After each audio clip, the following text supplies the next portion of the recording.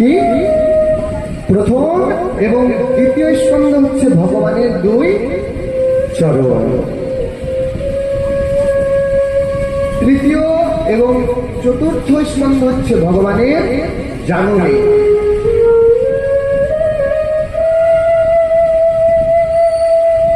পঞ্চম স্কন্ধ হচ্ছে ভগবানের নাভি পদ্ম এবং কোটি দেশ, পঞ্চমের পরে ষষ্ঠ স্কন্ধ হচ্ছে ভগবানের হৃদয়, সপ্তম এবং অষ্টম স্কন্ধ হচ্ছে ভগবানের দুই ভুজা, নবম স্কন্ধ হচ্ছে ভগবানের কণ্ঠদেশ, দশম স্কন্ধ হচ্ছে ভগবানের শ্রীবদন, একাদশ স্কন্ধ হচ্ছে ভগবানের ললাট অর্থাৎ কপাল, আর দ্বাদশ স্কন্ধ হচ্ছে ভগবানের